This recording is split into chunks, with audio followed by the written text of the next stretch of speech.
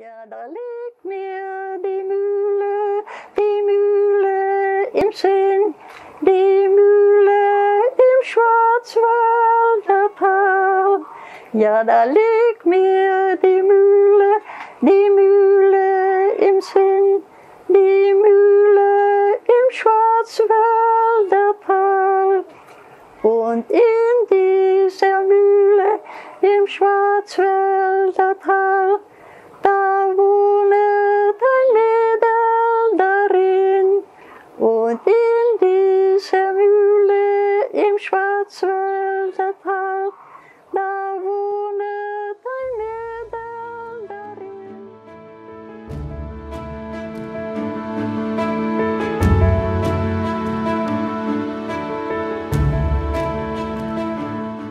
Durante o reinado de Catarina II, na Rússia, que se estendeu de 1762 a 1796, foram tomadas medidas para atrair imigrantes de diversas regiões da Europa para povoamento do vasto território russo.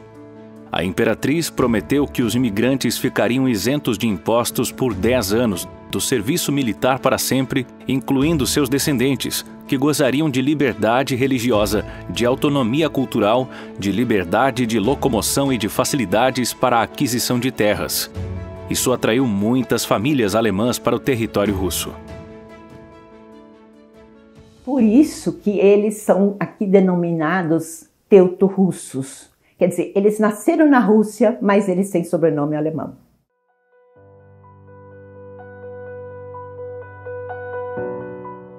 Em 1924, com a morte de Lenin, começou um período de luta feroz pelo poder. O ditador Joseph Stalin assumiu o governo russo em 1929. Stalin governou com mãos de ferro para garantir o poder. Proibiu a prática religiosa e todos foram forçados a ingressar nas comunas, frentes de trabalho em comum. A religião era praticada às escondidas. Havia perseguições e fuzilamentos, bem como o trabalho forçado nos campos de concentração. A alternativa encontrada pelos teutorrussos foi a fuga, ainda em 1929. Muitos saíram pelo Portão Vermelho, auxiliados por pastores da Igreja Evangélica de Confissão Luterana no Brasil. Conforme relatos de antigos moradores, cerca de 180 famílias teutorrussas imigraram em 1930, empreendendo viagem a pé, de carroça e de trem pela Europa até seguir de navio para o Brasil.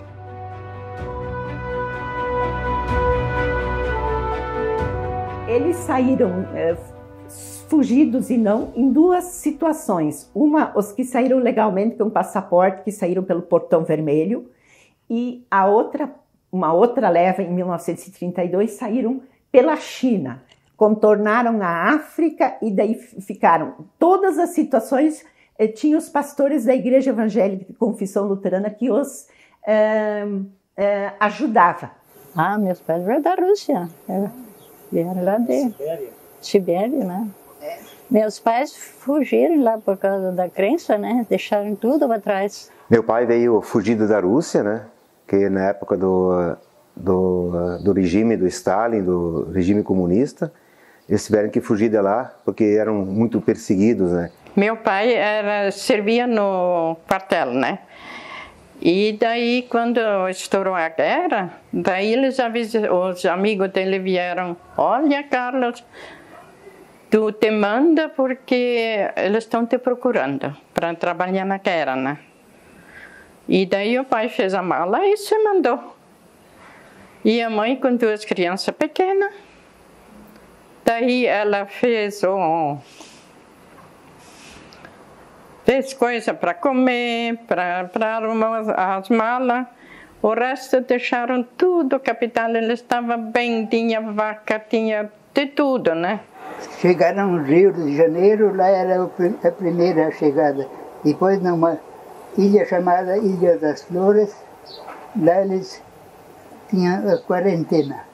E veio várias levas. Foram para Panambi, Juí, foram para Porto Alegre, para o Uruguai, para o Paraguai também, Argentina.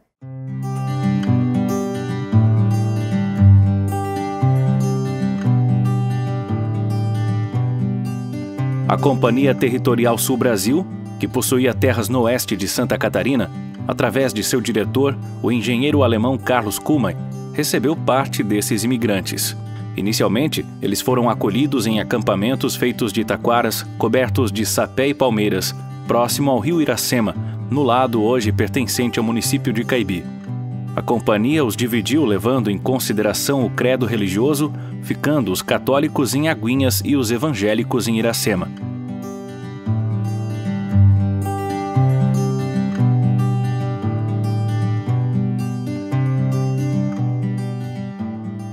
E eles foram loteando, medindo as terras em 24 hectares. Uma colônia de terra para cada família. E eles iam pagando elas com o trabalho. Daí eles vieram no mato. O pai saía para fazer pique, né? E a mãe ficava com as crianças. Riqueza, na época, quando eles vieram para cá, tinha muita madeira. Então tinha cedro, louro, canjerana, grápia. E até a nossa família, na época, meu pai era agricultor. E meu pai também vendia bastante, ele vendia alvoredo, eles faziam muitas coisas fora do trabalho para poder arrecadar valores, para poder pagar a terra naquela época, né? E manter também a família, que a família era grande, né? Então, riqueza tem essas duas significâncias, né? Riqueza de madeira de lei, que deu dinheiro para muita gente, muito lucro, e também a riqueza da liberdade, que eles podiam professar a sua fé cristã.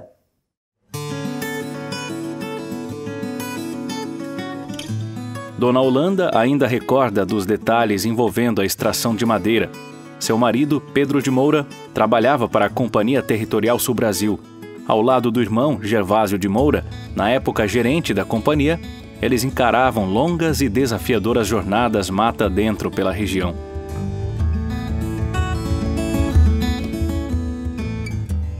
No mato, arrastar madeira, os irmãos dele cortavam madeira, arrumavam as toras e botava.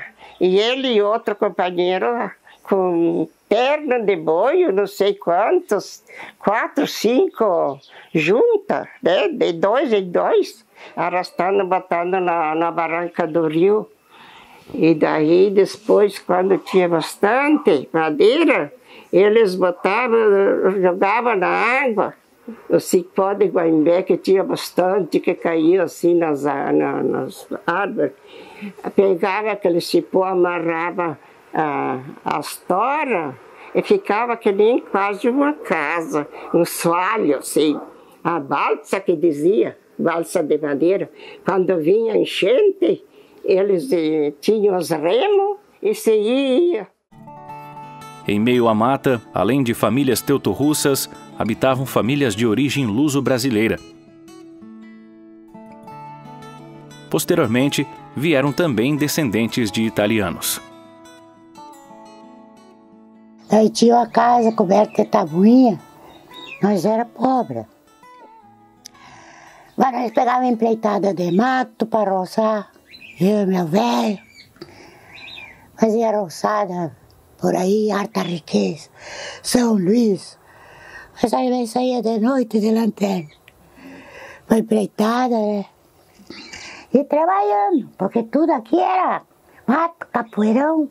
Nós tínhamos uma igrejinha de madeira coberta de tabuinha lá na cidade, e lá onde que nós fomos batizados, e inclusive numa igreja bem antiguinha, também nós casamos também ali, né? Bem simplesinhos. E foi desenvolvendo a cidade, foi crescendo, hoje está uma cidadezinha boa de se viver.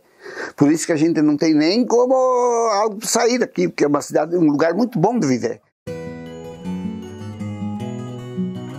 Outra edificação que marcou época foi o Hotel da Família de Silvani, que se localizava na principal rua da localidade.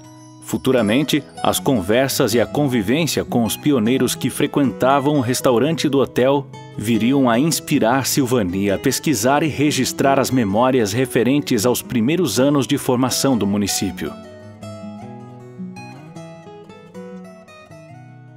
Meu pai tinha problemas de saúde E numa dessas, alguém comunicou para ele que tinha um hotel aqui para vender.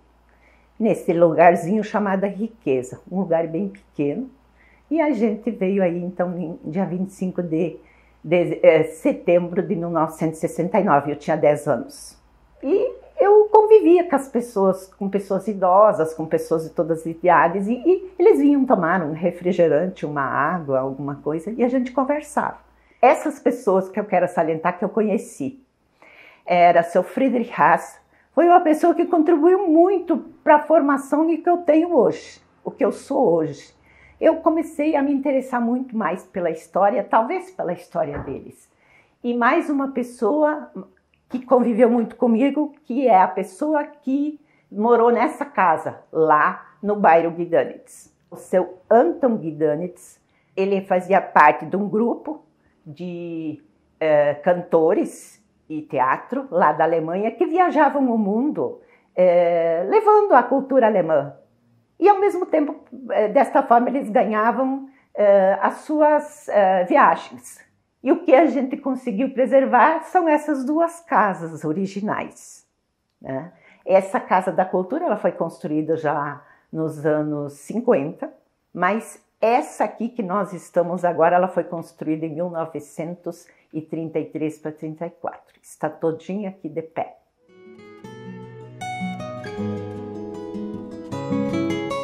A escassez de recursos e de infraestrutura adequada ao ensino não foram impedimentos para Iracema e Irmigarta. A dupla de professoras superou adversidades e garantiu a alfabetização de inúmeras crianças. Tinham que preparar nós para tudo, até fazer curativo, injeção, que vocês vão ser enfermeiras também. E daí nós treinava, fazia injeção nos professores. Às vezes até três séries numa sala, muito difícil. Merendeira, faxineira, fazia horta e multisseriada. Nos dava conta, eu não sei como é que era, né? Sei lá, acho que o Espírito Santo ajudava a gente. Quando a gente começou a ir no colégio, né, a gente às vezes tinha uma dificuldade em conversar. Então começamos a deixar de lado a língua alemã, né? E o pai e a mãe conversavam em alemão e nós respondíamos em português, né? Eu ia explicar as coisas para eles, eles choravam. Mas eu não sabia por quê. Eu achei que era de medo, de inibição, coisa assim, né? Depois, eu cheguei à conclusão que eles não sabiam falar português. Fomos a primeira turma de magistério, que nós formamos em 1980. No mesmo ano eu comecei a lecionar e depois eu fui para a faculdade e fui fazer plena em 1996. Para mim, ser professora é uma coisa nobre e muito especial. E eu fiz por amor.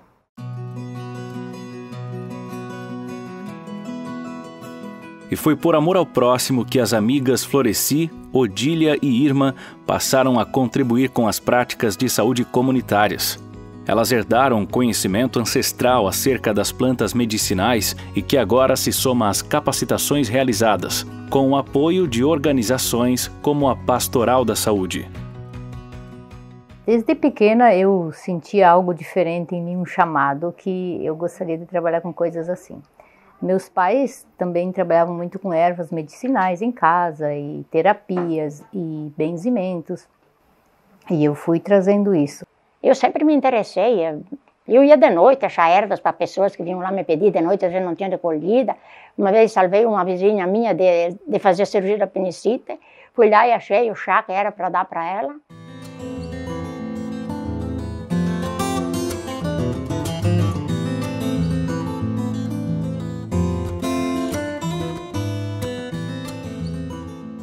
Eu me sinto feliz, porque foi a minha mãe que me ensinou. Ela disse, olha, Odília, eu vou ensinar para ti, porque eu vejo que tu te empenha, tu tem fé, que sempre quando a gente ia deitar, ajoelhava do lado da cama e rezava.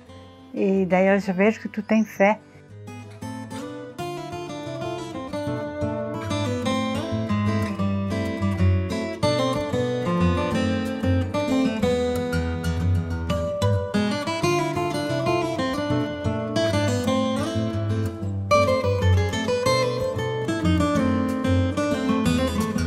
passado, Dona Maria se destacou enquanto uma das principais parteiras da localidade.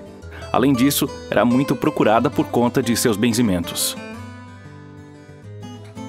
Eu benzo de rendidura, de cobreiro, assim, de rendidura quebrado, né? Tira-sol. Eu, como me confesso com a sua palavra, peço, meu Pai, que estenda tuas mãos nessa hora e derrame aquele teu pingo de bálsamo correndo da cabeça aos pés dessa tua filha. Porque quando ela foi batizada, foi chamada pelo seu nome.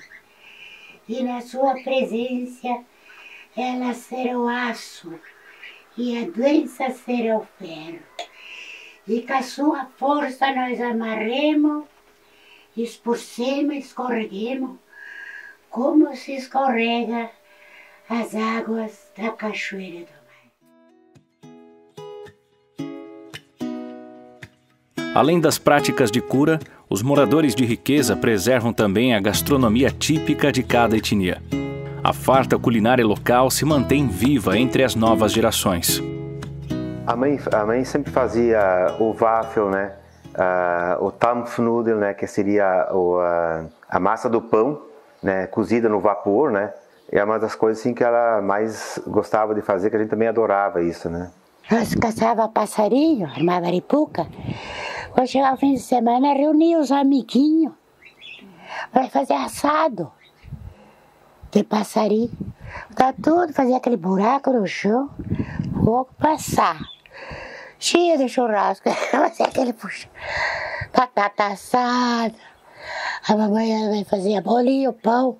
Fazia sopinha, fazia polenta, fazia molho de carne, tudo tinha. Essa era uma sopa que ela era feita na Rússia, porque eles moravam lá, era na Sibéria, né? Nossos antepassados. E lá era um lugar muito frio, né? Então é uma sopa assim que dava bastante sustância e ela esquenta bastante também. Então para eles aguentar aquele clima lá, eles faziam muito essa sopa. E a gente faz hoje, quando reúne a família, vem filhos, netos, todo mundo, geralmente a mãe da gente faz, né? E a gente aprendeu com a mãe fazer essa sopa. Tem um jantar que é feito na igreja evangélica luterana, uma vez por ano, que é feito essa sopa e mais algum outro prato que acompanha.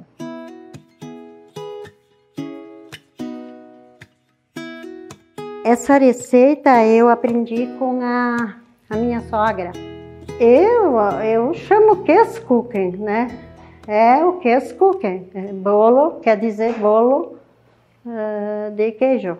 Eu coloquei 4 litros de leite numa panela e daí eu deixei coalhar, né, normal. Deixei um dia, 2 dias, 2 dias e meio. Ele tem que ficar coalhadinho.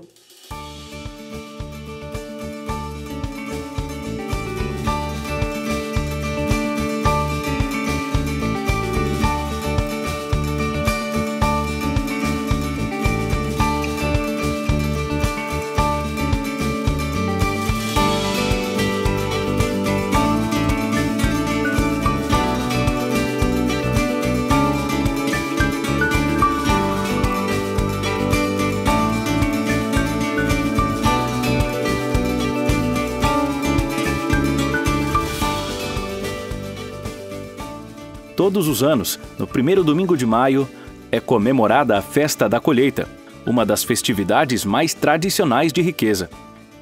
A Festa da Colheita seria uma festa de gratidão a Deus por aquilo que Ele dá para a gente todo ano e todo dia, né, o alimento. O que a pessoa tiver, né, na sua propriedade, elas trazem no dia no altar da igreja em forma de agradecimento, né.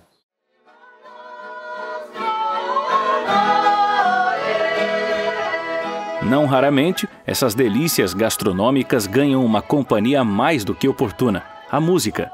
É difícil imaginar uma combinação melhor.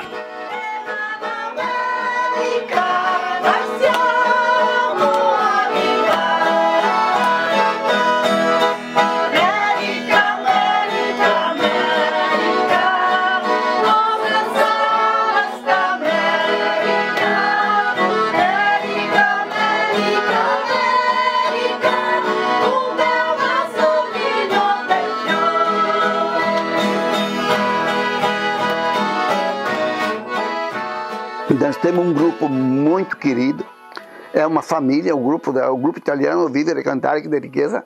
Eu já falei até em época para o prefeito, que ele vem em festinha com nós, eu disse, prefeito, isso aqui já nós não falamos mais em grupo, isso aqui é uma família aqui dentro. O objetivo do grupo é assim, ó, nós visitamos mais ou menos de 20 a 22 municípios. Depois, eles retornam, marcamos uma data para fazer o nosso encontro e esses grupos vêm devolver, né? A nossa janta aqui de Riqueza, ou o almoço, ela dá cerca de 450 a 500 refeições, né? Que daí a gente vende para o pessoal, o almoço, e faz aquela arrecadaçãozinha para manter o grupo, né? Ele é composto por a maioria é idosos. Nós temos jovens também, inclusive eu gosto de falar, às vezes nos encontros, quando a gente tem a oportunidade de conversar alguma coisa, eu digo que nós temos o privilégio de ter jovens cantando com nós.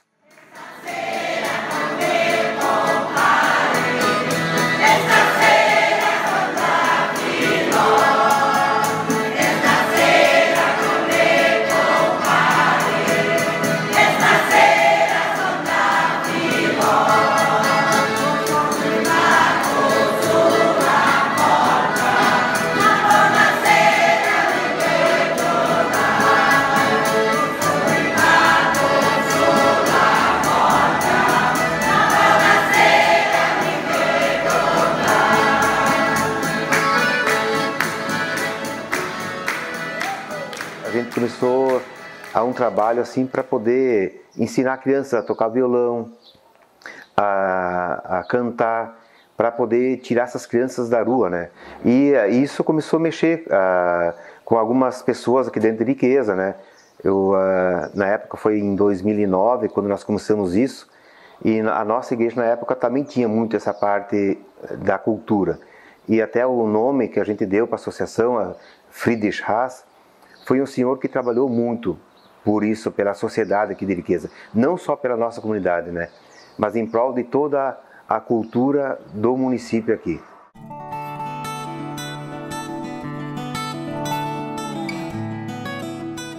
Em Riqueza, o artesanato surge como outra importante forma de expressão. Além dos trabalhos artísticos individuais, as artesãs mais experientes atuam de modo coletivo, ministrando cursos e desenvolvendo oficinas em escolas. Além disso, elas criaram uma cooperativa com o intuito de unir o segmento, bem como organizar a produção e comercialização das peças. Eu trabalhava de primeira a quarta, daí me aposentei e trabalhei com uma matéria chamada PPT. Mas eu já tinha o gosto, daí na época a gente ensinava muito trabalhos manuais, fazia exposição, as meninas bordavam, faziam trabalhos maravilhosos. A gente participava bastante de feiras, até que um dia uma pessoa convidou a gente para formar uma cooperativa de artesão. A gente procura, né, de passar os conhecimentos que a gente tem, né, para as outras do grupo, e cada uma tem os seus afazeres, cada uma faz o que gosta, né? Umas pintam, outras fazem crochê, outras tricô, mas a gente faz um monte de atividades. Eu faço pintura, faço crochê, faço também roupas de cama com trabalho em barados e com pintura. Para mim é bem gratificante, é uma coisa que ajuda a mente, né, da gente para não entrar numa depressão, ansiedade.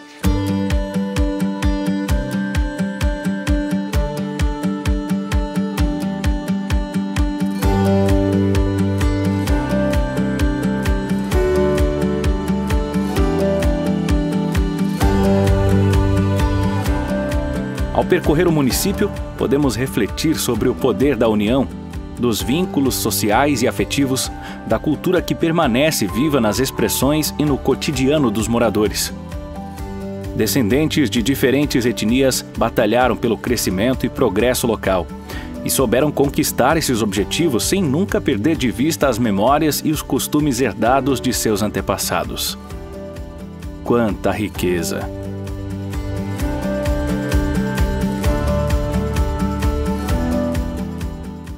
valeu a pena, né, para hoje se ter essa história contada e pensarmos o que isso servirá para nós sermos pessoas mais humanas no futuro.